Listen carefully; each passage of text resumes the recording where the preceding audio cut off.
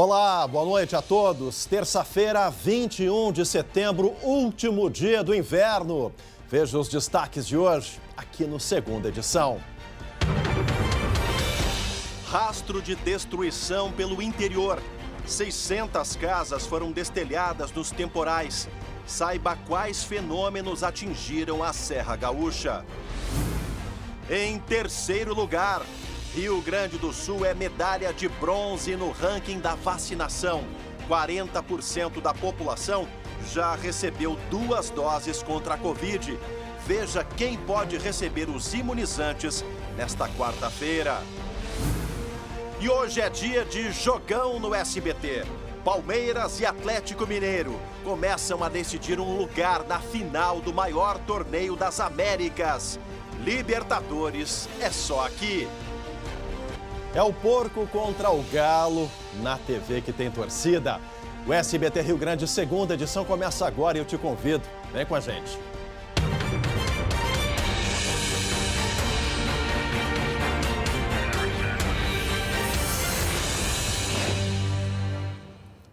E olha, pessoal, começamos a segunda edição de hoje falando ainda dos estragos do tempo. Desde a noite de domingo, passando pela última segunda-feira, foi chuva de granizo, foi ventania. E olha, na noite passada ainda um tornado cruzou pelo nosso estado e contabilizou muitos estragos. A Serra foi o local mais atingido. Lá em Caxias do Sul, os moradores e produtores rurais tiveram muitos prejuízos. Em São José dos Ausentes, muitas casas foram destelhadas. Vamos ao vivo conversar com a Gabi Lerina para saber o saldo desses estragos, o trabalho que a Defesa Civil vem desempenhando para auxiliar essas famílias. Boa noite, Gabi. Oi, Chemalho, boa noite para ti e a todos que nos acompanham. É a força da natureza, né, meu amigo? Olha só, quem realmente passou por esses momentos aí de vendaval, de temporais, sabe bem como foi aquele pânico, né, Chamali? Isso que, como você disse, na região da Serra foi uma das regiões mais atingidas pelos temporais do final de semana e agora essa passagem desse tornado na noite de ontem. Mas é o seguinte, a gente começa mostrando então a situação lá de Caxias do Sul, uma das cidades mais atingidas, são 60 casas, pelo menos, que tiveram destelhamento em função da força dos ventos. Muita destruição em Caxias do Sul, a Defesa Civil está auxiliando, distribuindo lonas lá pela cidade, assim também junto com a Prefeitura. Houve registro, Chamari, de quedas de árvores, tanto na área rural como também na área urbana da cidade. E entre os distritos mais atingidos está exatamente a Vila Oliva, que tinha sido muito atingida pelo temporal do último domingo, e também Santa Lúcia do Piá. Então a situação é bem complicada lá em Caxias do Sul, mas a Prefeitura e a Defesa Civil estão trabalhando sem parar para poder ajudar essas pessoas que tiveram suas casas prejudicadas em função deste temporal e agora, então, deste tornado. Pois nós fomos perguntar para a Estael Cias, a meteorologista, o que realmente aconteceu. Ela que tem explicações sobre esse fenômeno que passou aqui pelo Rio Grande do Sul. Vamos ouvi-la. Nesta segunda-feira, dia 20 de setembro, uma onda de temporais afetou o Rio Grande do Sul e em Caxias do Sul, uma nuvem de temporal, cumulonimbus, que pode chegar a 12 quilômetros de altura e com topo frio de menos 80 graus Celsius, acabou formando um tornado que em parte do município trouxe destruição e decepou árvores com uma assinatura clássica de tornado. Em outras áreas da cidade, a equipe da Met Sul avalia que houve microexplosões, que é quando uma corrente de vento forte predomina da nuvem para o solo e também traz danos de grandes proporções, o que aconteceu em várias partes de Caxias do Sul. Outras cidades, como por exemplo São José dos Ausentes, também teve muitos prejuízos, já também por causa do final de semana deste temporal. Por lá foram pelo menos 300 casas destelhadas e a Defesa Civil já distribuiu mais de 4.000 metros de lonas para que as pessoas possam se refazer e estender as lonas em cima dos telhados. Outras situações também, por exemplo, registradas em função desse mau tempo, como em municípios de Glorinha e Santo Antônio da Patrulha, que fica aqui na Grande Porto Alegre. Foram mais de 100 residências que tiveram algum tipo de prejuízo em função dos ventos fortes, da chuva, além de postos de saúde e também escolas. Outras cidades receberam um suporte da Defesa Civil Entre elas está Porto Alegre, Itati e Bom Jesus. Agora é o seguinte, né, Chamali? Apesar de não ter iniciado oficialmente, começa amanhã a primavera. Essas características aí de temporais, de vendavais e até mesmo de tornados, fenômenos assim, são bem característicos da primavera, que essa estação é uma estação transitória. Vamos ouvir mais detalhes com a Estel Cias, como é que vai ser esta nova estação. Nesta quarta-feira, dia 22 de setembro, às 16 horas e 21 minutos, ocorre o equinócio de primavera e começa então a estação das flores aqui no hemisfério sul. A expectativa é de que a estação seja influenciada pelo fenômeno climático Laninha, o resfriamento do Oceano Pacífico Equatorial, que vai propiciar aumento da incidência de tempestades, especialmente com granizo, nessas primeiras semanas da primavera, como já vem acontecendo. E da segunda metade da estação para o final, a redução da chuva será mais drástica e começa também um período de maior aquecimento, com ondas de calor mais persistentes. O começo da primavera anda com muita variação térmica, o final com maior predominância de dias quentes e o calor pode ser intenso em razão da diminuição da chuva. Então que vem a primavera, né, Chamali? Eu adoro essa estação, eu aposto que tu gosta também. Eu também gosto muito, viu, Gabi? Tomara que São Pedro, a gente sempre brinca em tom, né, de ironia, de brincadeira, mas que os ventos fortes sejam mais amenos na área da primavera, na estação da primavera. É a estação de transição. Tomara que as famílias consigam aí se recuperar desses estragos. Já já a gente volta a conversar com a Gabi Lirina ao vivo aqui nas ruas de Porto Alegre. E agora atenção para essa notícia mais uma vez, infelizmente. Uma mulher foi vítima de feminicídio de novo aqui no estado. Dessa vez foi em São Pedro do Sul, na região central. É o destaque que abre o nosso giro de notícias dessa terça-feira. Rosângela Maier, de 46 anos, foi atingida dentro de casa por 2 tiros de espingarda. O autor do crime foi o ex-companheiro da vítima, com quem estava em processo de divórcio. Depois de matar a companheira, Rogênio Machado Correia, de 55 anos, tirou a própria vida. Ela não tinha registro de medida protetiva contra o agressor. O caso aconteceu no final da tarde desta segunda-feira. Um caminhão desgovernado foi flagrado em posto de gasolina de Carazinho. O veículo chegou a invadir a BR-285 e só parou no canteiro da via. Por muito pouco, estes 2 homens que aparecem transitando tranquilamente não são atingidos. De acordo com a Brigada Militar, ninguém ficou ferido, mas o veículo acabou danificado. Até o momento, a polícia não sabe o motivo do acidente. O prefeito de Boa Vista da Aparecida, no Paraná, Leonir Antunes dos Santos, foi pego pela segunda vez transportando galos de rinha no Rio Grande do Sul. Dessa vez, conforme a PRF, ele levava 5 animais presos em caixas e maletas, com ferimentos nas cristas. Da outra vez, em que ele foi pego no feriadão de Carnaval, ele estava com 6 galos de rinha em um carro oficial de Boa Vista da Aparecida. Através de nota, a prefeitura disse que não deve se manifestar, já que desta vez o crime não envolveu o veículo, bem ou dinheiro público. A prefeitura não vai se manifestar, mas quem tem que se manifestar é o eleitor nas urnas, de não eleger mais um tipo de sujeito desse, gente. É caso de polícia e falta de vergonha na cara. Rinha de galo, prefeito. Que vergonha para a sua cidade. Olha, eu já vi muito nessas andanças do jornalismo, das reportagens, já vi muito tipo de golpe. Vários. Agora o golpe do falso advogado para roubar celular, eu confesso para vocês que é a primeira vez.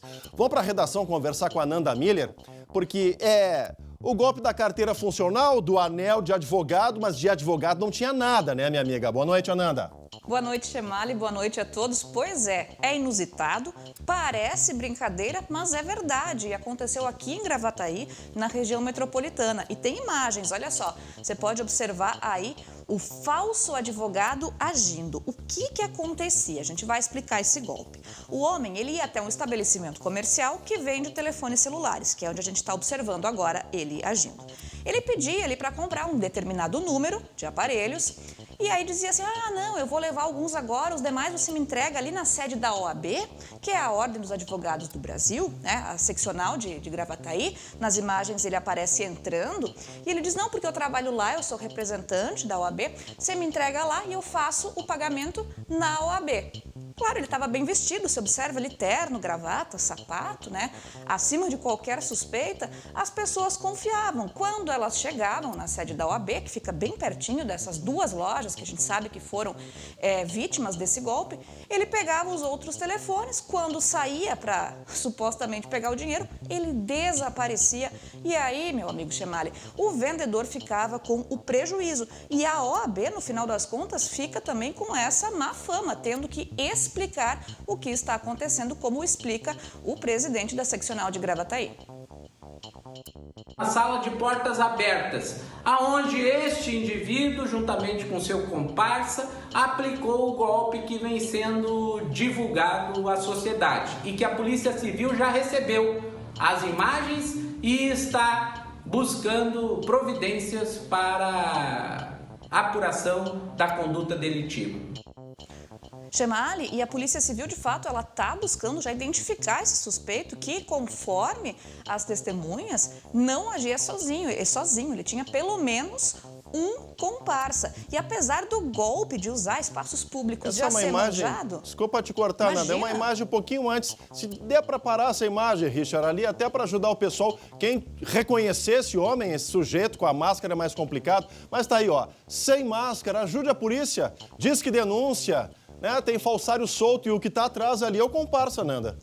Pois é, Chemali. Tudo indica, né? Tudo indica que sim. Se você observar, ele está realmente sem a máscara, né? Além de tudo, está descumprindo o protocolo sanitário. Não bastasse todo o resto. E o que acontece? A polícia diz que esse golpe de usar espaços públicos é comum, mas usar a sede da OAB, essa aí é novidade até para o delegado Márcio Zaquello. A Polícia Civil já recebeu informes. Desde sábado já estamos trabalhando em cima e eu posso garantir que temos bons indicativos já sobre a identificação desses indivíduos para poder responsabilizá-los criminalmente e cessar, né, essa atividade criminosa que, além de prejudicar o nome de instituições honradas como a AB, acabam trazendo prejuízos, né, a esses comerciantes, aos comerciários. Não há o que não haja, Chemali, tem que ficar de olho aberto. E a gente vai continuar. Amanhã tem mais sobre esse golpe, viu? A polícia com certeza vai descobrir. O problema é que estelionato não dá cadeia nesse país. Aí a coisa tem que mudar lá em Brasília. Bom, hoje é dia de Libertadores na tela do SBT. Palmeiras e Atlético Mineiro começam a decidir um lugar na grande final desse torneio, o mais cobiçado das Américas. Jogaço imperdível e quem conta pra gente os detalhes antes da bola rolar, Matheus Schenck. Preste atenção nessa tela aí. Assim que a bola rolar para Palmeiras e Atlético Mineiro, o Verdão vai se tornar o time brasileiro com mais jogos disputados em Libertadores, passando o Grêmio. O jogão, hein? Mês passado eles se enfrentaram no Brasileirão. Deu galo, 2-0, para tristeza do nosso chefe que é palmeirense. Aliás, o Palmeiras vem instável. Só 2 vitórias nos últimos 8 jogos. Já o Galo não sabe o que derrota faz 9 partidas. 9h15 da noite, Palmeiras e Atlético Mineiro, semifinais da Libertadores. É aqui, no SBT. E ainda hoje, aqui no Segunda Edição, o que será que provocou esse acidente aí? Foi na Serra Gaúcha, a gente explica já já. E também o avanço da vacinação contra a Covid no nosso estado. Gabi Lerina. E é com boa notícia, né, Chemali? Porque o Rio Grande do Sul está na 3ª posição do ranking de vacinação aqui do país. E depois do intervalo, eu trago os mais detalhes.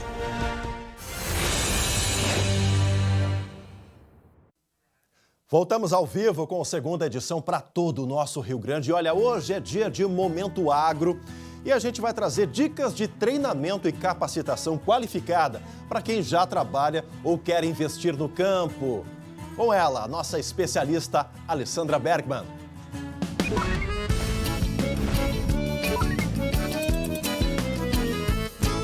Trabalhar no meio rural não é mais para amadores. Até porque são essas as pessoas que colocam o alimento na nossa mesa.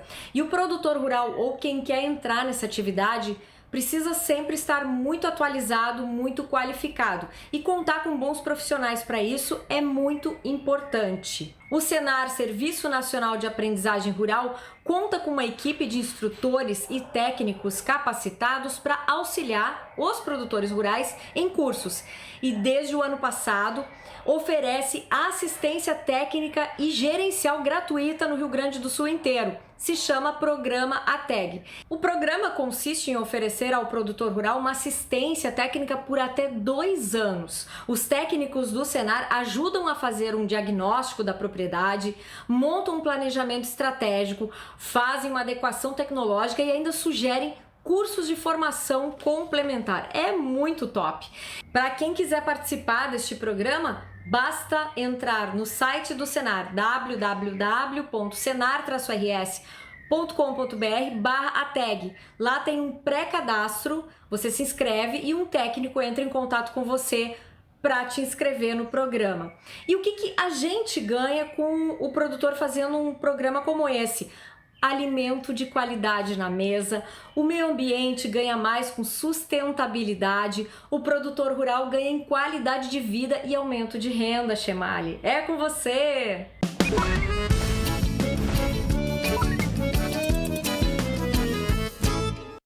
Olha, agora a gente vai falar de um baita susto que o pessoal da Serra passou hoje à tarde. Tá aí a imagem, gente, um guindaste tombou no bairro Ouro Verde, lá na cidade de Bento Gonçalves. Danificou 2 casas e em terrenos vizinhos ali do entorno. Olha essa imagem, tombado mesmo.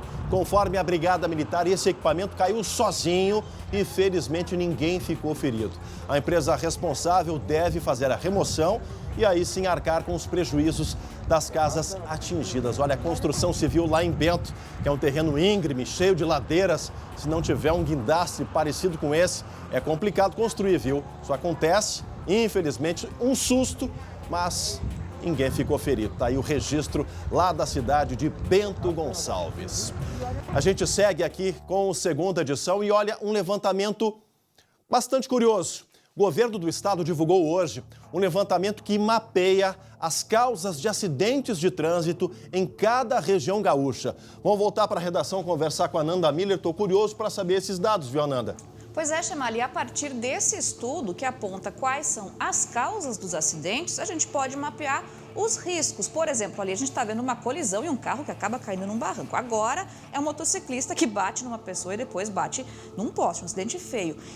Esses dados todos eles foram compilados e algumas cidades, a gente tem aqui, Caxias, por exemplo, tem muitos registros de colisões de veículos com objetos fixos, postes, casas, muros, entre outros. Já em Novo Hamburgo, no Vale dos Sinos, a maioria dos acidentes acontece de noite. Esse estudo foi feito com dados da Secretaria de Segurança Pública para ser encaminhado para as prefeituras e assim tentar, talvez, diminuir o risco desses acidentes. 50 municípios foram analisados em acidentes que aconteceram de 2010 até 2019.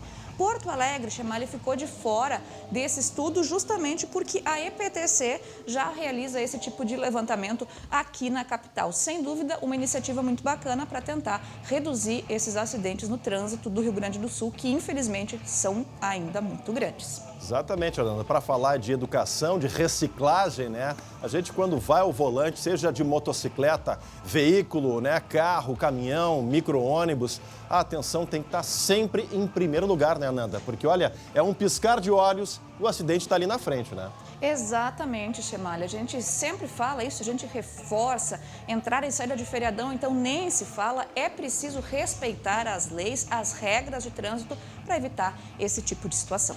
Tá certo, Ananda Miller, respeito é coisa básica, né, gente? E olha, depois da polêmica envolvendo vacinação de adolescentes, que segue aqui no nosso estado, e também da aplicação de doses da Pfizer em crianças de 5 a 11 anos, estão em andamento estudos sobre a utilização da meia dose. Confesso para vocês que eu não tinha conhecimento disso. Quero conversar de novo com a Gabi Lerina para saber de que maneira esse estudo está acontecendo, onde e o impacto que isso pode provocar na imunização dos brasileiros, né, Gabi? Isso, Chemali. Essas foram as respostas que nós buscamos e trazemos a partir de agora. Por exemplo, de que esses estudos acontecem em várias partes do mundo. Não é diferente aqui do Brasil. Por exemplo, um estudo que está acontecendo, coordenado pela Universidade Federal do Espírito Santo, que quer conseguir identificar a eficácia, a efetividade da meia dose da vacina AstraZeneca. Por isso, então, desde junho está fazendo um levantamento que tem 20 mil moradores de uma cidade lá do Espírito Santo, o município de Viana, como voluntários. Esses moradores têm entre 18 e 49 anos, não têm comorbidades e já receberam 2 doses reduzidas deste imunizante. Pois então, já saiu o resultado da primeira etapa e esse resultado, de acordo com a médica e coordenadora desse levantamento, é bem animador. Olha só o que eu conversei com ela hoje à tarde. 88% dessa população vacinada com uma meia dose foi capaz, essa uma meia dose foi capaz de induzir a produção desses anticorpos neutralizantes. E é muito provável que a gente chegue a uma proporção ainda maior após a segunda meia dose. Chemali, outros assuntos sobre a vacinação, pois o Rio Grande do Sul está na 3ª colocação no ranking de vacinação aqui do Brasil. Tem 43% da população imunizada com o esquema vacinal completo. Outra rápida informação, amanhã Porto Alegre, vacinação 14 anos, adolescentes. Tá certo, Gabi Lerina, obrigado, minha amiga. A todos uma ótima noite de terça-feira, última noite do inverno, 9h15 hoje, Porco e Galo na tela do SBT. Tchau, tchau.